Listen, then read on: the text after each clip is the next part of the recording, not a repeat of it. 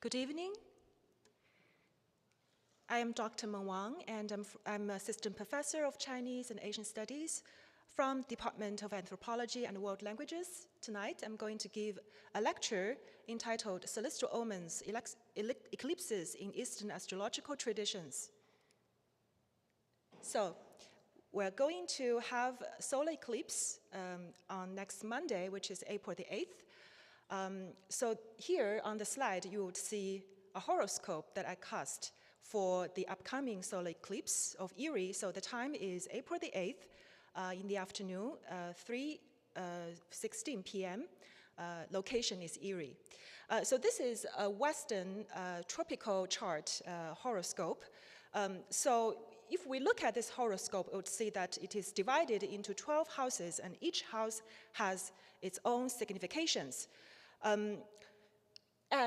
We also see that there are 12 zodiac signs, and each sign occupies one house. So the eclipse that is happening in Erie on next Monday afternoon, it will have its own horoscope. So it has its ascendant sign falling in the sign of Leo in the first house, and then the Lord of Leo, which is Sun, falls into the 9th house of the horoscope in the sign of Aries. And we can also see that there is the Rahu, or the north node of the moon, and Venus, and the moon and the sun. They are in conjunction in the 9th house of Aries, the 9th house of legal matters and religious matters. So that is the modern horoscope following the tropical chart. Now, if you approach an astrologer and ask him or her to interpret this chart, perhaps he or she would say, oh, this chart is definitely not good for those whose sun sign falls into the sign of Aries, or who has heavy placement in the sign of Aries, or whose ascendant sign is in the sign of Aries. Perhaps he or she would give you a suggestion to ask you to hide yourself in a bunker at the time of the solar eclipse. So that is the modern predictive Western astrology. And how about in ancient China, in the Eastern tradition, how did the Chinese perceive the solar eclipse, and what were their interpretation about the solar eclipse? So to answer this question, first we need to examine the geographical location of China. We know that the earliest astrology was invented, the system of astrology was invented in the Babylonian area in the ancient world. So it was, and other scholars believe that the ancestor of modern astrology is from the Near East. So if we see the location of China, actually China is pretty much excluded from the west of the world because the Tibetan Plateau functioned as a natural barrier between China and the Indian subcontinent, as well as the Gobi Desert. The inhospitable Gobi Desert was also a natural barrier that kind of excluded China from the West, from the rest of the world. So therefore, in the beginning of the Chinese history, that the Chinese people pretty much developed their own astrology by themselves independently. So in the beginning of the Chinese history, that the astrology, along with other divination method, they are considered as a means of divination, or in Chinese, zhan. It means divination. So the solar eclipse, as well as other celestial phenomenon, were considered as a kind of divination tool for the Chinese. Usually, those divination were used by the astrologers or astronomers of the court for the wellness of the ruler of China, or for the wellness of China. So the solar eclipse were considered as a kind of omen, so it was a branch of the Chinese omenology. So here are the 5 major sources of Chinese omenology. So first, one of those major sources was the indigenous shamanism. that was founded in China in the Yellow River area. And the second source is yin and yang cosmology. The idea that the yin and yang are the two driving forces, and they generate other forces. So as we can see in this bagua, or in this in this bagua diagrams, we see that the symbol of yin and yang, and we see that the binary trigrams that were generated by the yin and yang, and they become the driving forces of all the phenomenon in the universe. And the third source of Chinese omenology is the so-called 5 elements theory, which was founded on the yin and yang cosmology. And the fourth one is the Confucian hermeneutics. And the last one, the last source is the doctrine of the interaction between heaven and human, or in Chinese, 天人感应, which was founded by a Confucian scholar named Dong Zhongshu in the Eastern Han Dynasty. So this theory believes that there is a mystical interaction between heaven and the rulers of China. So those are the major sources of Chinese omenology. Now, there are a lot of books about the omens and the interpretations of omens in the classical period in the Chinese history. For example, there are omens of seismic activities or earthquakes. There are omens of floods or the omens of the water. So if the water takes a different color, then that was considered as an omen that needs to be interpreted. And there is also the omen of fire. The omens of abnormal plants. For example, if a plant that grows that is contrary to its normal season, that is considered as an omen. There was also the omen of abnormal animals. For example, an animal speaks human language was considered as an omen. And there is also the omens of abnormal people.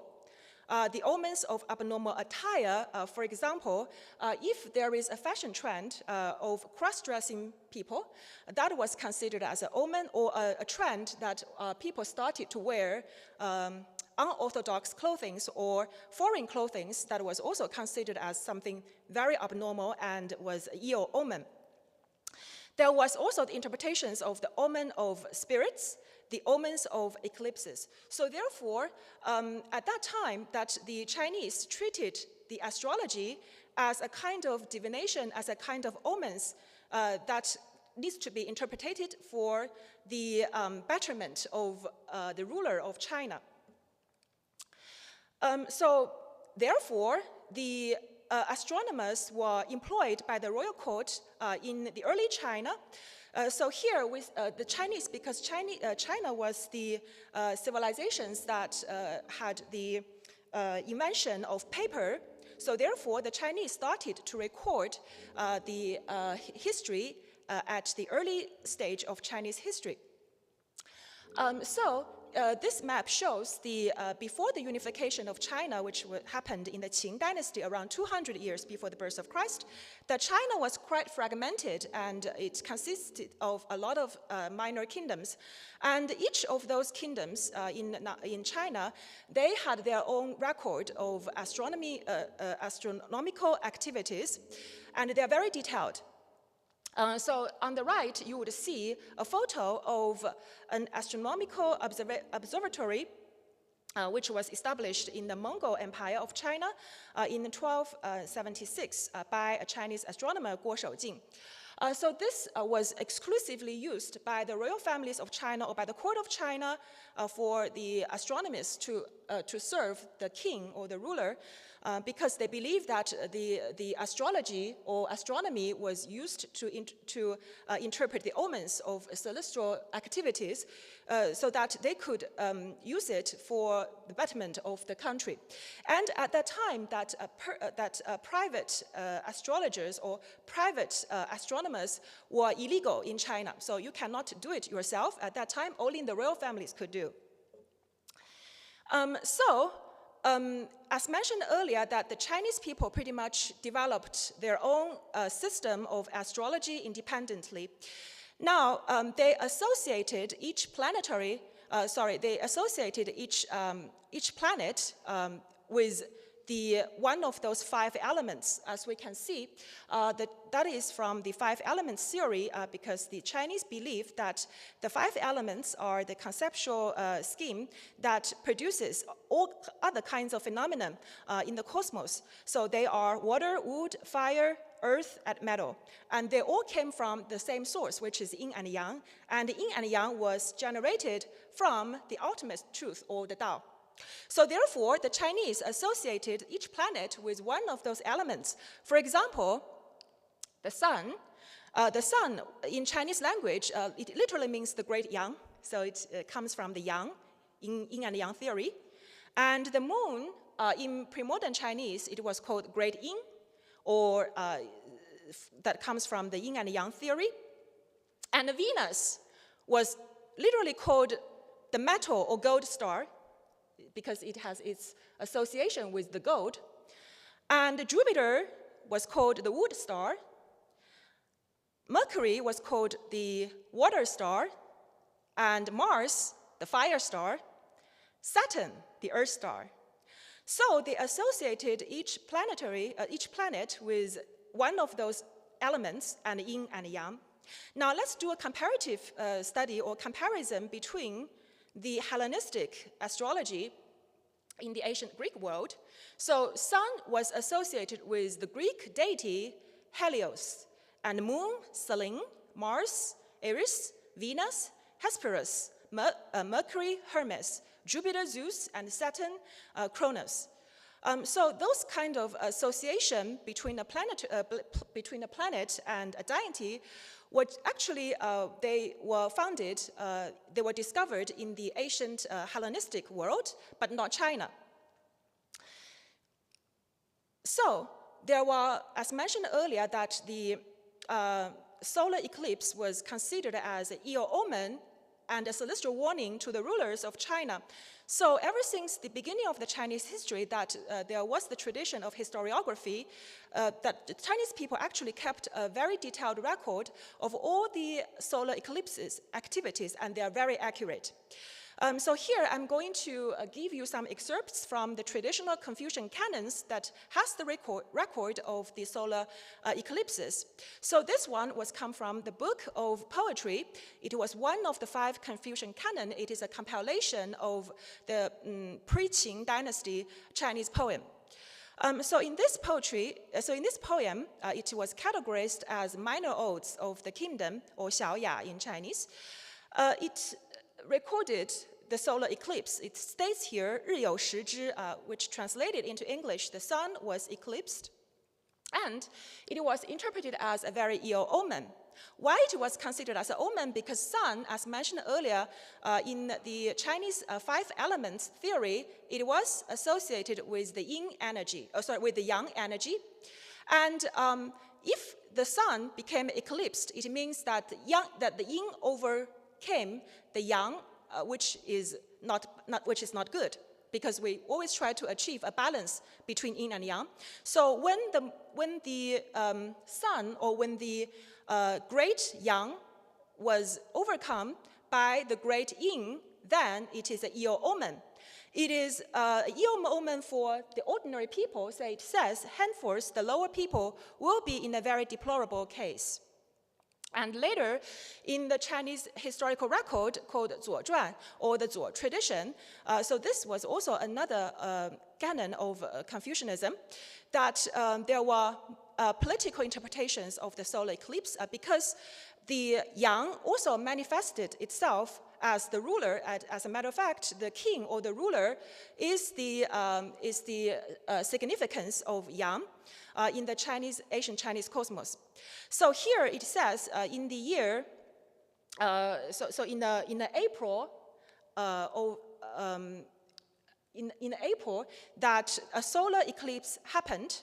It occurred, and then the Duke of Jing asked his advisor. He asked, which country does the eclipse aim at? So the advisor responded by saying, mostly Lu. And then the ruler continues to ask why. The advisor said, that eclipse is from that area of Wei to the area of Lu. If there is incoming danger, Wei will suffer most of the danger, and its ruler will be punished, because sun is or the great yang is the signification of the ruler. So hence the ruler will be punished. And in another year, the year 7 of the Duke of Zhao, again another solar eclipse happened. And then the Duke said bad things would happen. And then he said, why?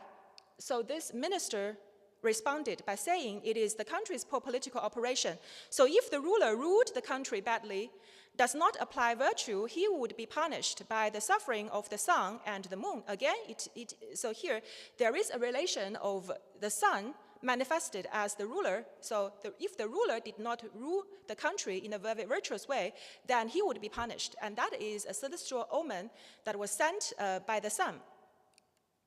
And another record happened in the year 24th of the Duke of Zhao.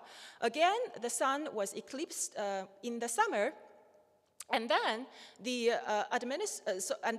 minister interpreted as the sign of flood, because water or flood, liquid, was considered as a manifestation of yin, of the great yin. So therefore, when the yang was overcome by yin, so therefore, which means that sun was eclipsed, it means that there will be the manifestation of the greater yin, so there will be the manifestation of flood. Okay, so in the Confucian canon, that there were mitigation measures or the remedial measures to counteract the ill effects of solar eclipse, which was recorded in the Confucian canon. So first is for the ruler to do penance, or to go on fasting is another form of penance, for the ruler to cultivate his virtue, or in the extreme cases that it is an indication to replace the ruler, who would better exemplifies the good example of the sage king. And for the ordinary people, there's something for them as well. The ordinary people can mitigate the ill effects of solar eclipse by the beating of the drums, and they could also hide themselves.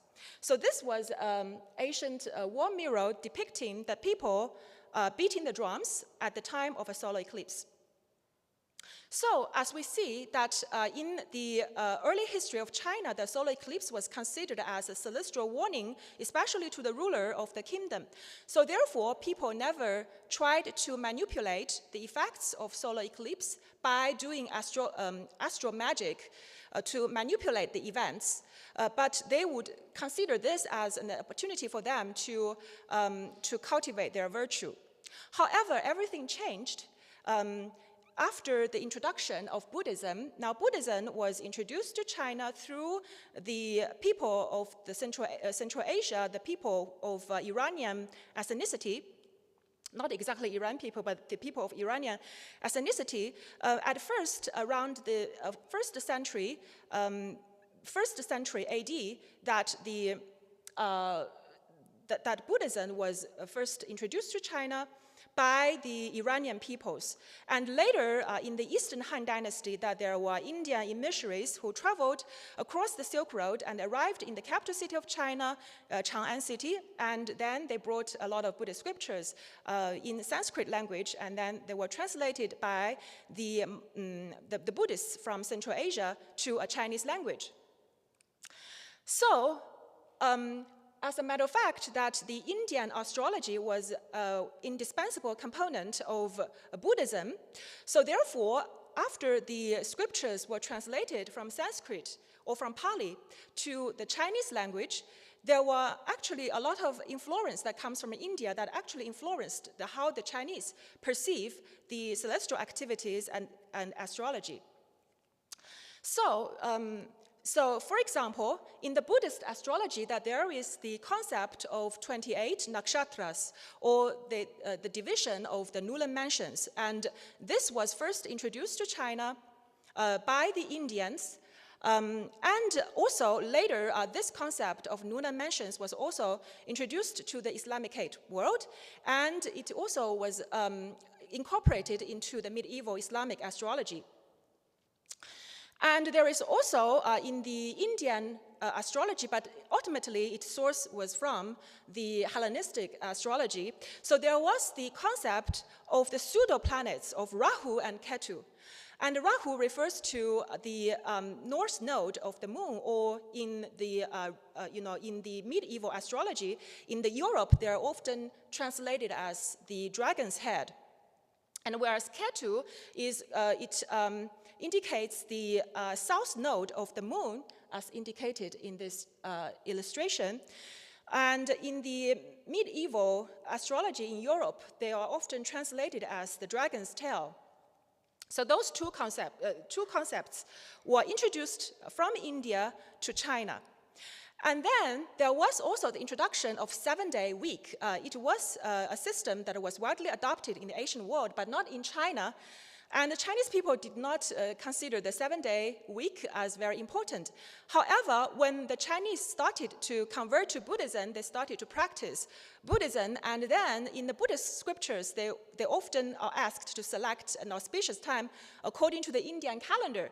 So therefore, they need to refer to the people of Indian origin or the people of non-Chinese origin to ask what is exactly auspicious day, what is exactly the Indian calendar. So therefore, there was the introduction of 7-day week. Of course, they were not founded by the Indians. It was adopted widely in the Asian world, but it was the Buddhist Buddhists that introduced the Chinese this concept of 7-day week, and each day has a planetary association. For example, Monday is associated with the moon, and Tuesday, the Mars, and Wednesday, Mercury, etc. So this concept was introduced to China through the Indian monks. And next, is the anthropomorphization of the planets, meaning that to associate a planet with a planetary deity.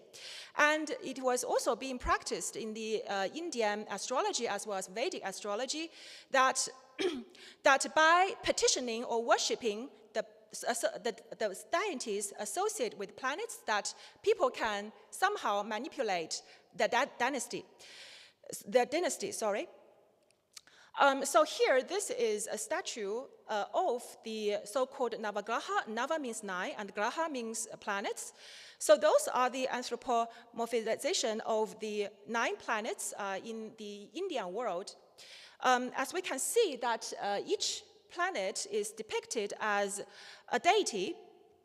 So for example, this one holding a big staff is Mercury, because in the Greek iconography, Mercury is often, the god Mercury is often associated with the staff, right?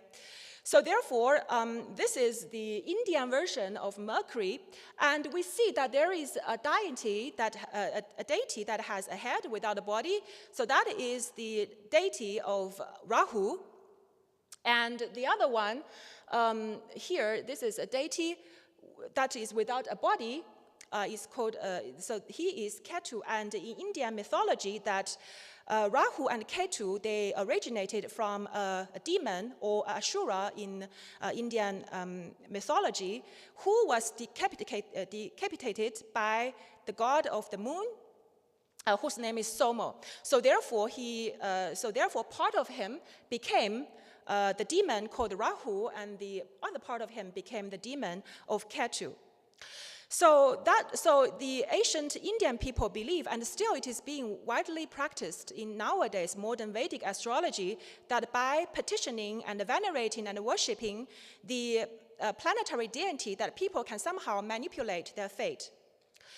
Now, after those Indian ideas were introduced to China, that there is the Chinese, the synthesization of those Vedic deities or the Indian deities. So, for example, we see that those are the Chinese iconography of the former Indian deity. So here we see the Mercury carrying a staff, right? So it has its prototype from the ancient Greek iconography of Mercury carrying a staff. And here we see the sum. So this was the Chinese version or the synthesization of the Surya of the Vedic astrology. They share a lot of similarities. And we see that Rahu and Ketu and Venus is often depicted as a goddess carrying musical instruments. And this is a Saturn. This one is very interesting. Saturn is portrayed as an elderly man, unlike in the ancient or in the medieval European astrology, that Saturn is often associated with death. But in the Chinese iconography, that Saturn is depicted as an old wise man riding on an ox. So here, this is a Buddhist depiction of the 5 planets. Here, again, we see Venus carrying a pipa, which is a traditional Chinese musical instrument that originated from Central Asia. There is also 2 demons, sorry, not 2 demons. So there is also the other 4 planets that they are being depicted by this Chinese iconography of Buddha. So this was created in the medieval China of Tang Dynasty. So there are other Indian influence over the medieval Chinese astrology. For example, there emerged a lot of Buddhist astronomers. For example, Seng Yixing or monk Yixing, who lived in the Tang Dynasty and who was said to be an astrologer and astronomer, and who was also a very accomplished monk in the capital city of China. And he had a lot of books. So one of them is called Su Yao Yi Gui, or Su means nakshatras or lunar mansions, and Yao means the planets. So it means the ritual manuals of the constellations and nakshatras. So there are also a lot of Indian astronomers and Indian astrologers who are Buddhists that were being employed in the Tang Dynasty court, who had made great contributions to the Chinese astrology. So the first one, so he came from a family, a lineage of astronomers.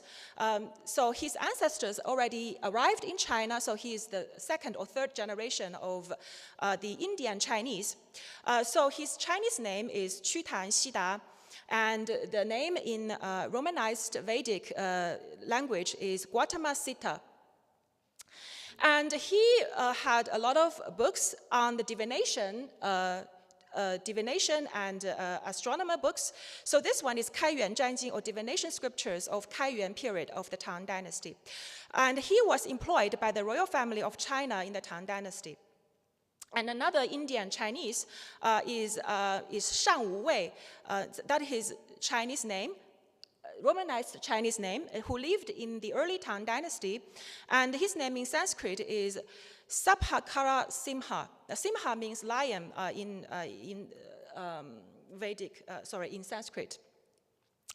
So those astronomers and astrologers, they started to introduce and incorporate the Indian ideas of astrology to the practice of Buddhism because astrology was one indispensable aspect of Buddhism. Now, if you are a follower of Buddhism in the Tang Dynasty, if you read the Buddhist scriptures, then a lot of time that you are asked to select an auspicious time to perform your Buddhist rituals.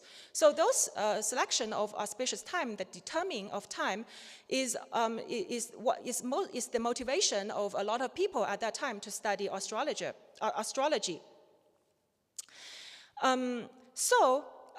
For example, this is the book compiled by the monk Yixing.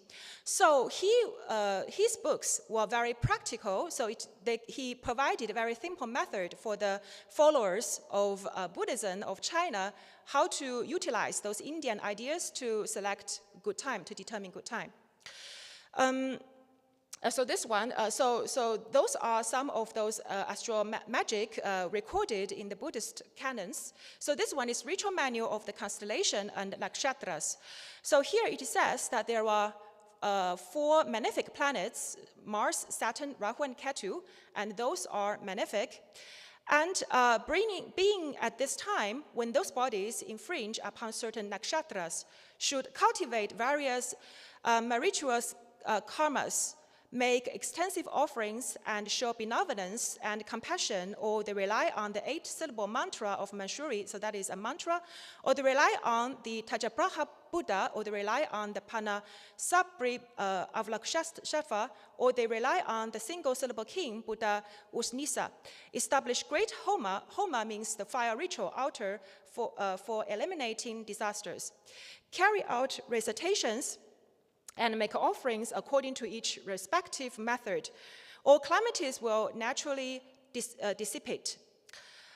So here, basically here what he said is that you can sort of mitigate the ill effects of those celestial bodies, especially Rahu and Ketu, because at that time people believed that the solar eclipse was, it was caused by the conjunction of Rahu and the sun, whereas the lunar eclipse was caused by the conjunction of Rahu, the planet Rahu, and the moon. So therefore, in order to dissipate or mitigate the ill effects of the eclipses, that people should give offerings to Rahu and Ketu.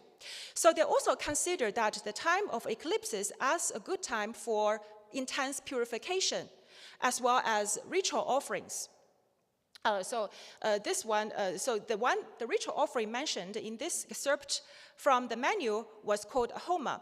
Homa means the offerings of fire. It is still being practiced in India, in Hinduism, for example. So here in this photo, you would see a prominent priest giving a fire ritual or homa. It is also being practiced in China and in Japan in certain Buddhist sects, especially the Tantric or the esoteric Buddhism. So this one is a homa performed by the Japanese monk. So this one was performed by a Chinese monk. So they both belong to the esoteric Buddhist tradition. So there were, of course, as mentioned earlier, that the association between a planet and the deities were not invented by the Indians themselves, but rather they were being widely practiced in very ancient times in the Greek world, in the Hellenistic world. For example, so this is one of the earliest mentions of the practice of associating planets with other deities. So this one was from the Greek magical papyri, and its abbreviation in Latin is PGM. So that was a magical book, a book of grimoire, a book of magic rituals that were widely used in the late antiquity in Egypt and in the Hellenistic world.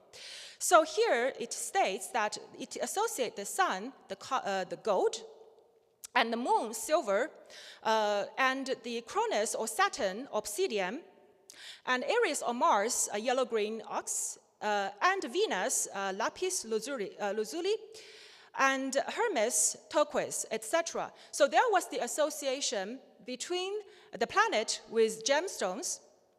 And later, the Hellenistic astrology influenced Indian astrology. So the Indians, in very ancient times, that they started to use gemstones as a means of remedial measures. So if you would like to, for example, decrease the ill effect of the moon, for example, perhaps you want to wear a gemstone of pearl on your finger as a kind of remedial measures. Now, there is also the association of colors. For example, in the scriptures of Vedic astrology or Indian astrology, that there is the association of the planet with their respective color. So the sun with coppery red, the moon with silver, Mars with red, Mercury with green, Jupiter with yellow, Venus with white, and Saturn with black. And also in the same book, in the PGM, as well as other medieval Islamic astrological classics, as well as Hellenistic astrology canons, there was also the association between the planets and the metal, incense, smell, etc. For example, the sun is often associated with the metal of gold, whereas moon, the silver, and Jupiter, the tin, and Mars, iron, etc. So there is the association of planet with the metal. And also there is association between the planet and the incense. So there was the incense that you can offer to a specific planet. For example, the Jupiter is sometimes associated with the incense, frankincense, for example. So there are a lot of astrological associations, and people, or at that time, they utilized these magical associations or the astrological associations, tried to manipulate the effects of the planet to their favor, in their favor. And so this kind of this kind of practice were also introduced to China, because before that the Chinese people never tried to do the astral manipulation. But after those influence from India, but ultimately it came from the Greek world through India, arrived in China, so they had been incorporated into the practices of esoteric Buddhism and esoteric Taoism. So, and another excerpt from the Su Yao Yi Gui, or the ritual manual of the constellation and the nakshatras. So here, so the author Yi Xing, the monk, the Buddhist monk, so he wrote this very practical manual for the devotees of Buddhism. So he also incorporated elements from the indigenous Chinese Taoist religion.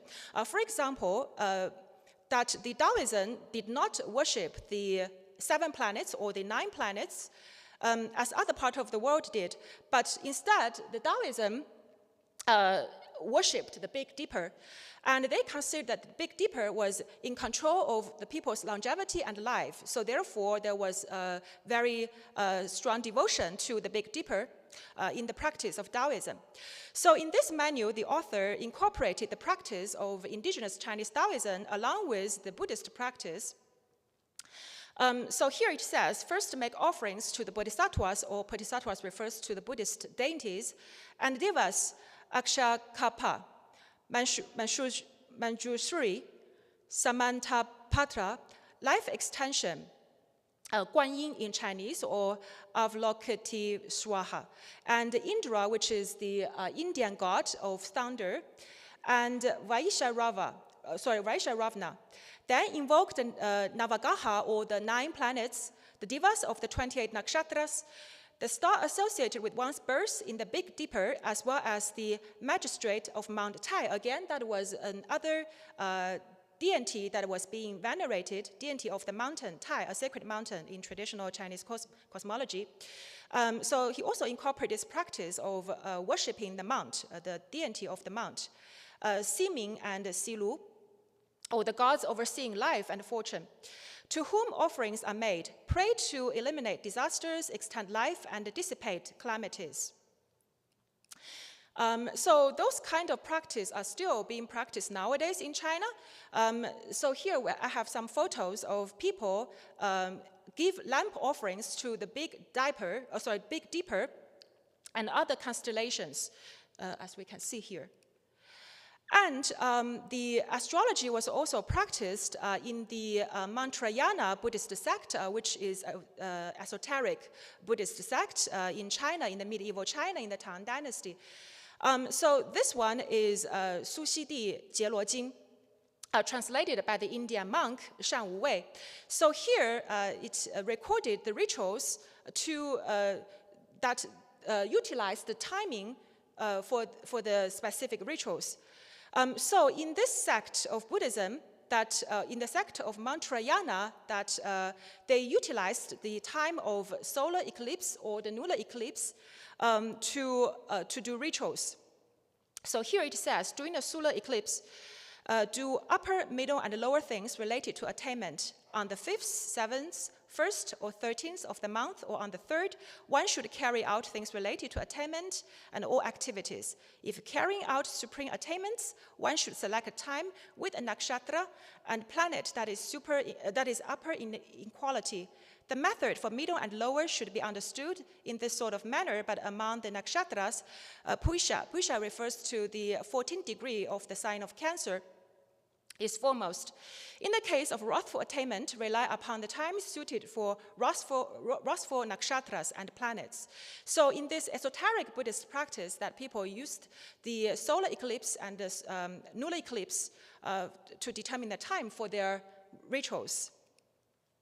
Now, there was also the practice of the astral magic in the Taoist tradition, in the esoteric Taoist tradition, that people would craft the full talisman, which is a kind of talisman that usually were inscribed or being written on a piece of yellow-colored paper.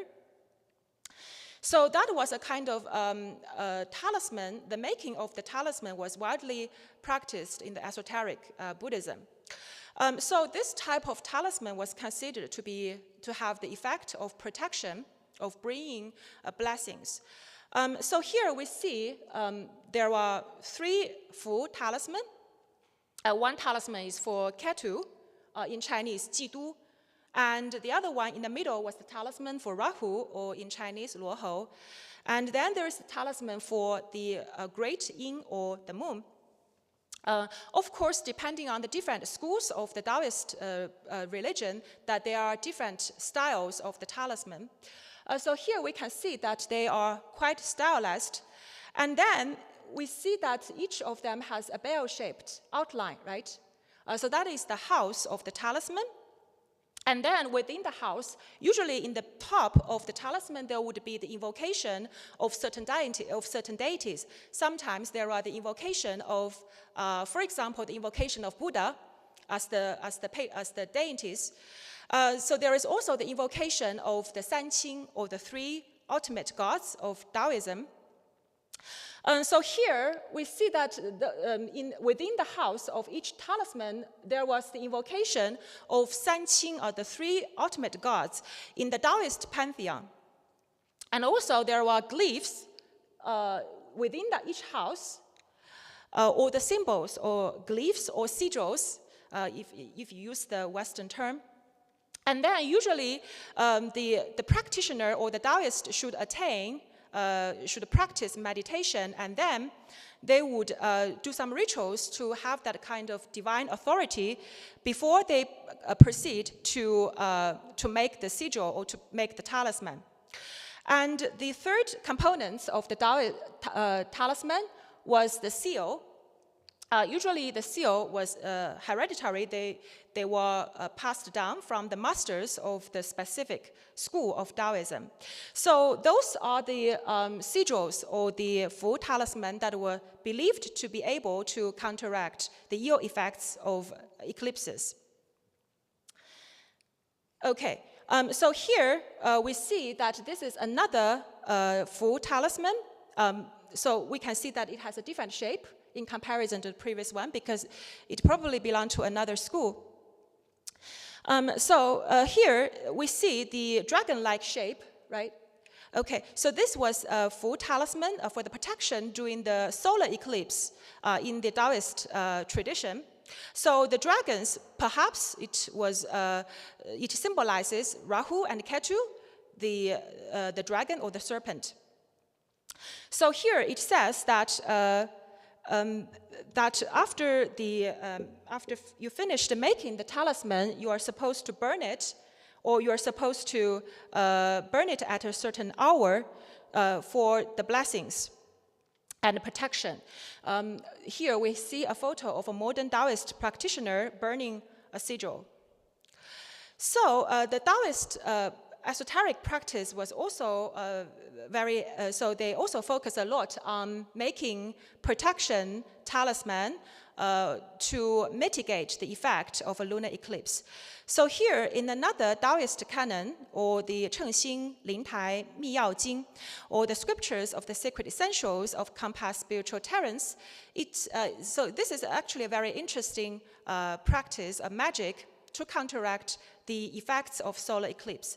So here it says, the scripture states, craft a bracelet from the iron of a butcher, like a snake with its mouth swallowing the tail. So basically it's a coiled snake. Wear it on the left arm, wear crimson garments, because crimson is the color association of the sun.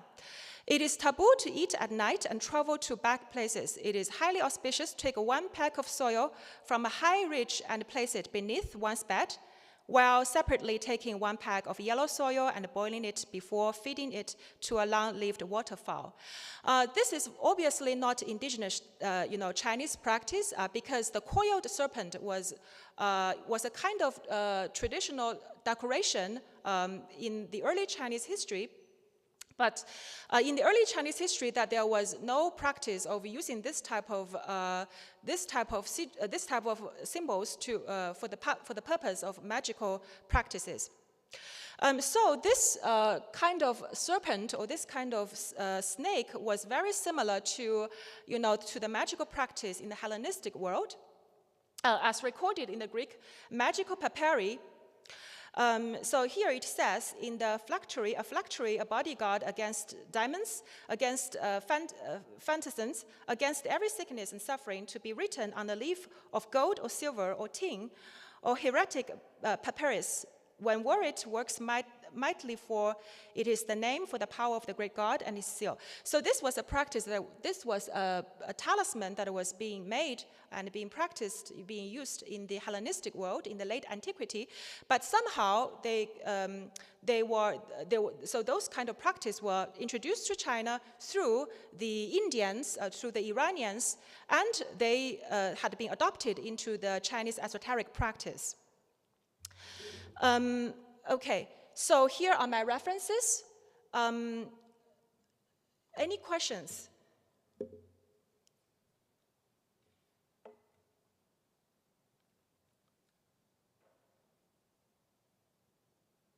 Yes? Okay, my day was wonderful.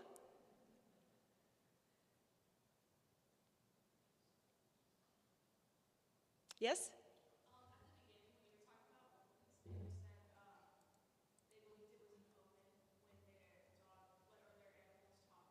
Uh-huh. Well, an animal that, for example, make the sound of a human being, that was considered as the animal being abnormal. So therefore, it usually was interpreted as an ill omen in the Chinese omenology. Yes? On that slide, when it's talking about the omens, Uh-huh. was there any correlation, like, for instance, there was a seismic activity, there was an earthquake in New Jersey today. Uh-huh. Is there any correlation between, like, eclipse and earthquake activity? Did they correlate the two omens happening? Okay, well, I can give you interpretations from two perspectives.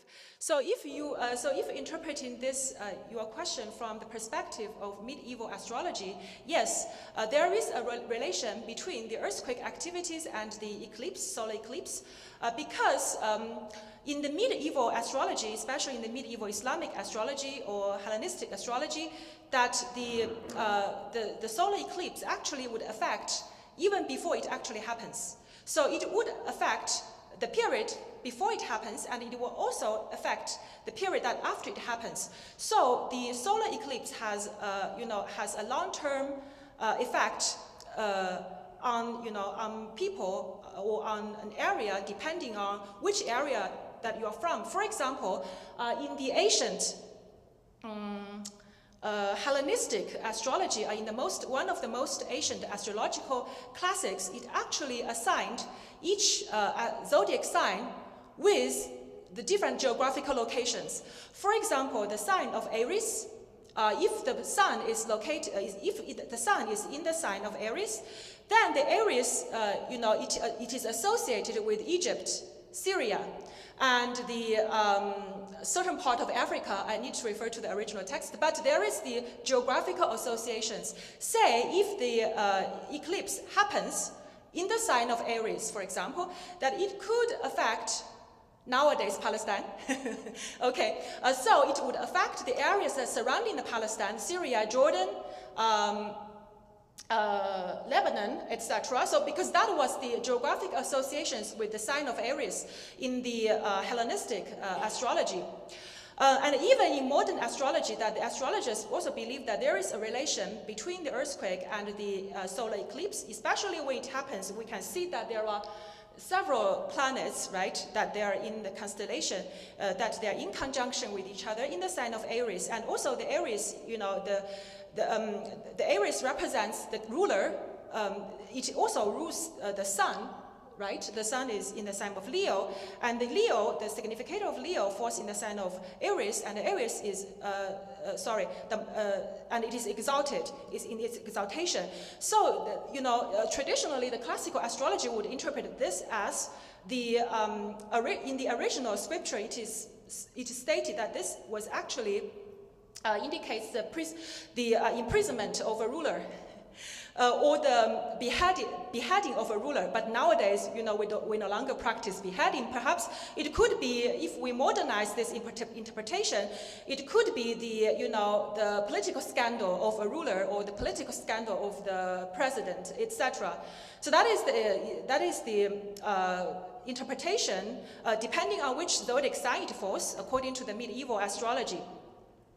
And if it is in the traditional Chinese omenology, again, earthquake is also a ill omen because it symbolizes the wrath of the heaven. So therefore, if an earthquake happens, usually what the Chinese people did is the ruler needed to do penance. He would be fast for an extended period of time, and then he would go to the sacred mountain called Mount Tai to do penance. So that is the interpretation of the traditional Chinese omenology. I don't know if that answers your questions. Yes. Any other questions?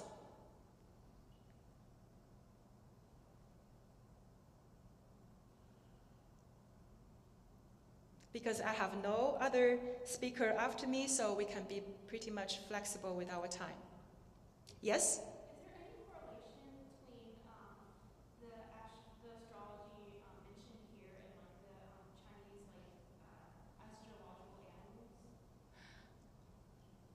Okay, I think the Chinese astrological animals, they are more influenced by the zodiac signs or the astrology of nowadays Iran. So they had been introduced to China from Iran through the Silk Road. Because if you if you study the Persian astrology, so there is also, you know, the 12 zodiac signs, although they don't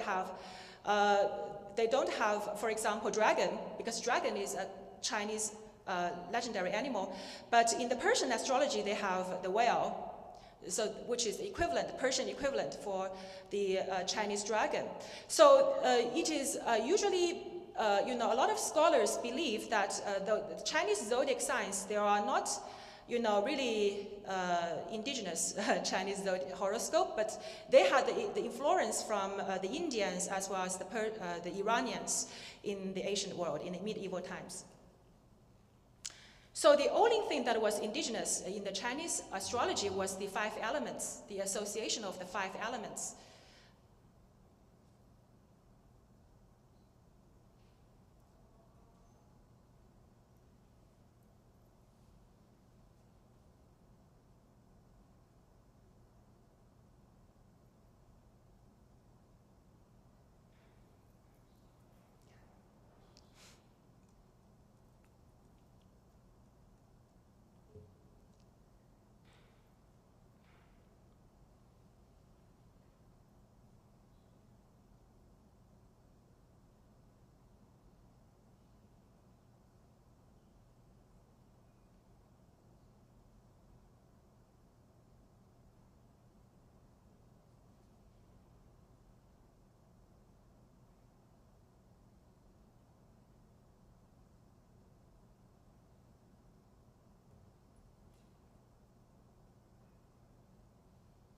Any other questions?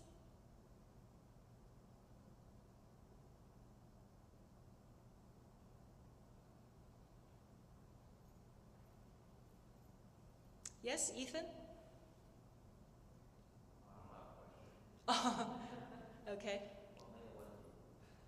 哦，没有问题。Okay.